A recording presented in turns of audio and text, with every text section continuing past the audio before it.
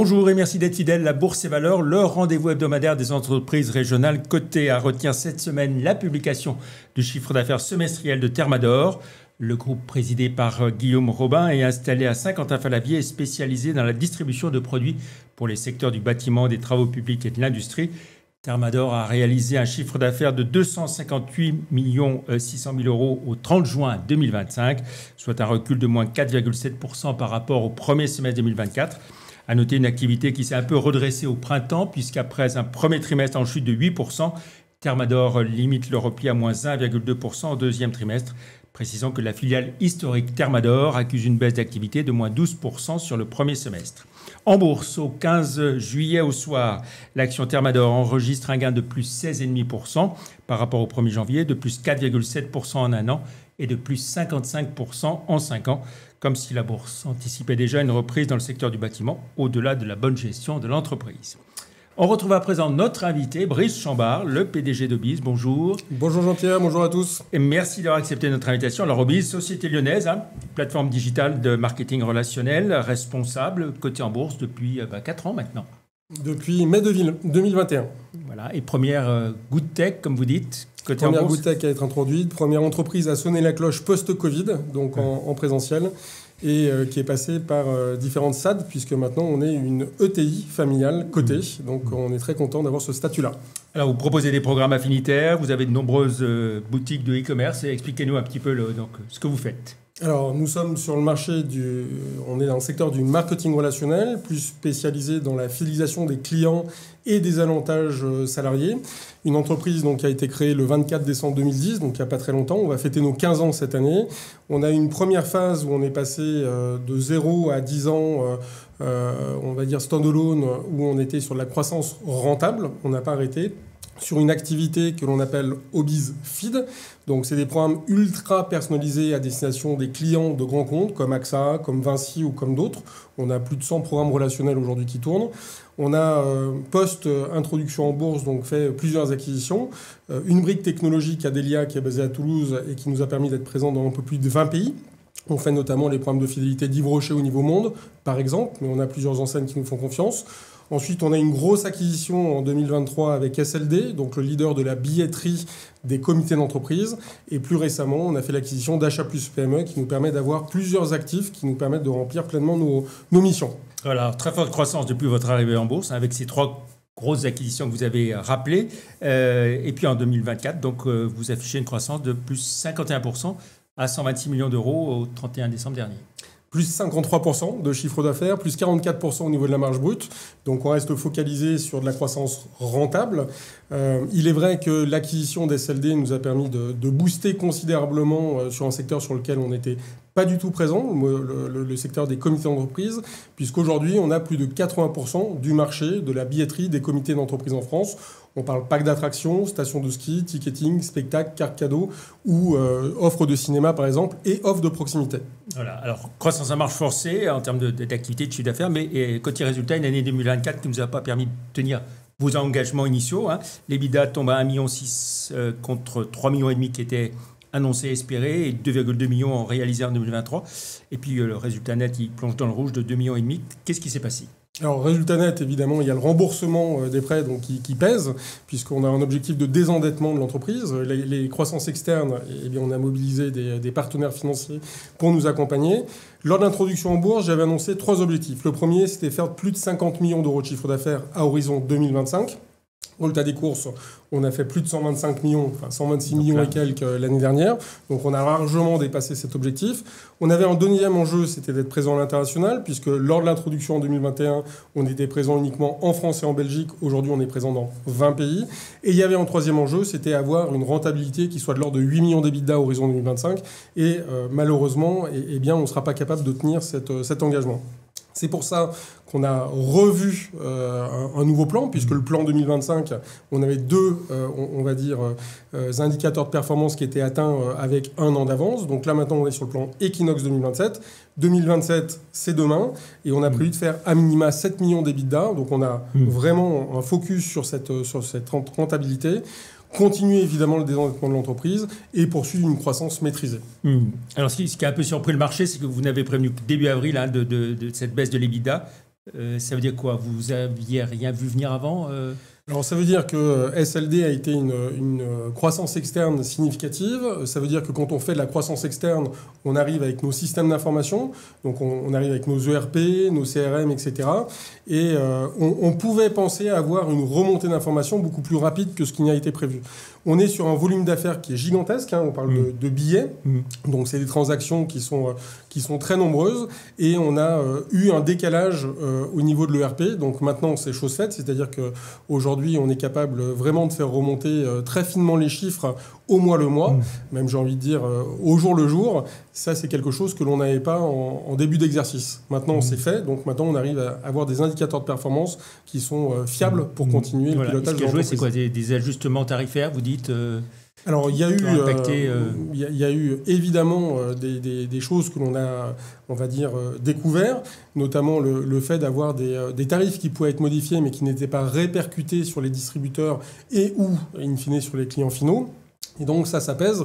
Quand on parle d'un volume de 100 millions d'euros, si on a un écart d'1%, 100 millions d'euros, 1%, ça fait déjà 1 million d'EBITDA cash qui a un impact sur le résultat. Donc maintenant, c'est chose faite, c'est-à-dire que tout ça, c'est sous contrôle.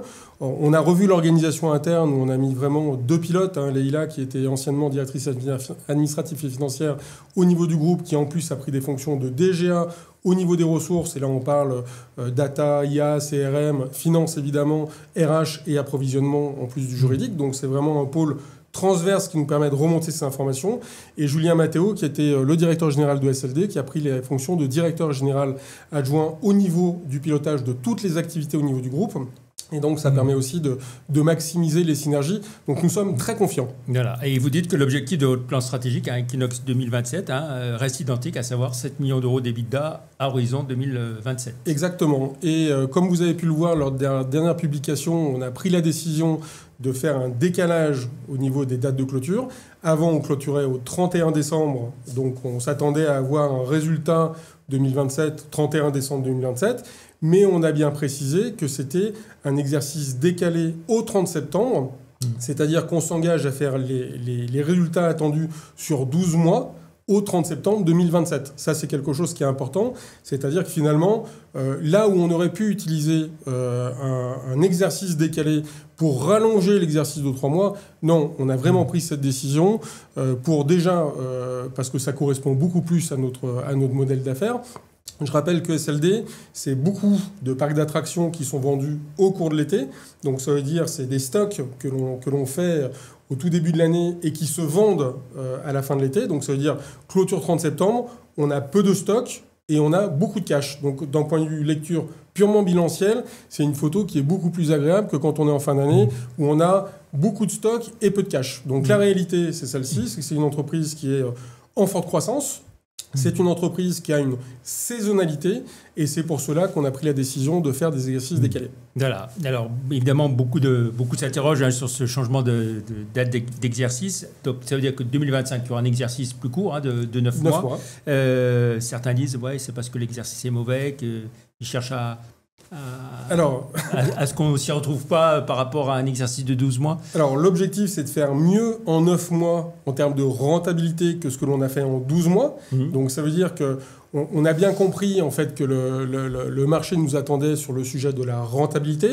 Et c'est pour ça qu'on aime bien communiquer, on aimerait annoncer les bonnes nouvelles que l'on a, puisqu'on a signé des contrats majeurs avec des entreprises du CAC 40. Comme d'habitude, c'est des contrats qui sont pluriannuels. On a une activité qui est en forte progression. Mais tout ça, entre guillemets, on s'interdit de le communiquer. Pourquoi ? Parce que les prochaines communications que l'on veut faire, c'est sur du résultat. Sur la rentabilité de l'entreprise. On a passé plus de 10 ans à faire la course à la rentabilité. Depuis l'introduction en bourse, on a fait la course un petit peu à la croissance sans évidemment délaisser la rentabilité. Là, maintenant, on va faire un focus sur la rentabilité pour vraiment maximiser l'hypercroissance, non plus de la top line seulement, mais surtout de la rentabilité. Voilà, donc derrière ce changement de date de clôture d'exercice, il n'y a pas de loup.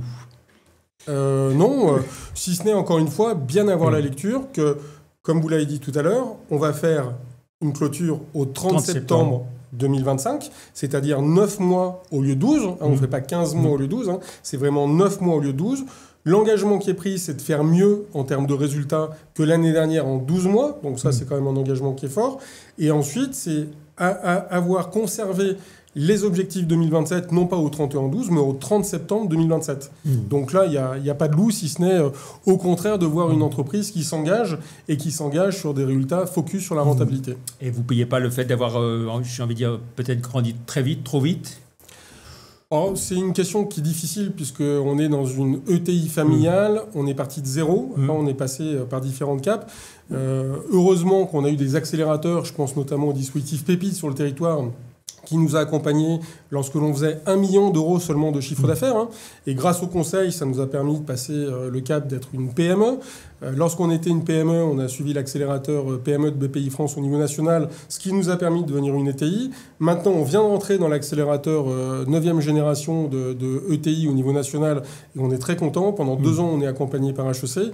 Donc, ces différents caps que l'on passe, on est dans une entreprise, je crois qu'au niveau des classements européens, quand on regarde le Financial Times, il y a 2 entreprises qui font partie du classement depuis 10 ans, dont Obiz, et Obiz est la meilleure en termes de performance. Donc on va dire qu'en termes de croissance, on a fait un changement d'échelle qui se veut être quand même assez remarquable. Oui. Et ce qu'on voit, c'est que malgré les gros volumes, les marges restent faibles. Chaque chose en son temps. Il vaut mieux travailler d'abord le volume pour avoir une capacité de gérer les marges par la suite, plutôt que de se focaliser tout de suite sur la marge. Ce que l'on a fait, pendant 10 ans, on est vraiment resté focalisé sur la marge et on a atteint 9-10 millions d'euros de chiffre d'affaires. Pour passer le cap des 100 millions, il a fallu traiter beaucoup plus de volume. Chez Obiz, c'est un peu plus de 2 milliards de flux financiers qui sont sous traitement. Donc on a une marge de manœuvre qui est juste gigantesque et on a la chance d'être accompagné par beaucoup de conseils avisés qui vont nous aider à exploiter toutes les ressources du groupe. Eh bien, on continuera de suivre tout ça. Pour finir, on jette un œil à votre parcours en bourse. Au 15 juillet au soir, avant d'enregistrer cette émission, vous cotiez 3,78 €, un repli de 20,7% par rapport au 1er janvier, de 35% en un an et de 39,7% en 3 ans. Oui, la bourse a mal réagi à l'annonce de votre recul d'EBITDA. La course, j'ai confiance dans la bourse qui saura réagir quand on affichera des résultats conformes à nos attentes. Très bien. Merci beaucoup, Brice Chambard, PDG d'Obiz, d'être venu sur le plateau de Bourse et Valeurs. Plus d'infos sur Obiz et puis toutes les entreprises cotées en bourse sur le site live.euronext.com. Merci beaucoup encore une fois. On se retrouvera au Forum Lyon-Paul Bourse au mois de septembre. 23 septembre, avec Forum votre casquette Lyon-Paul aussi de président du groupe des sociétés cotées. C'est ça, donc 23 septembre, Lyon-Paul Bourse, où on va mettre en avant évidemment les entreprises cotées de Lyon, place financière, mais pas que, c'est-à-dire qu'on est allé chercher sur d'autres territoires.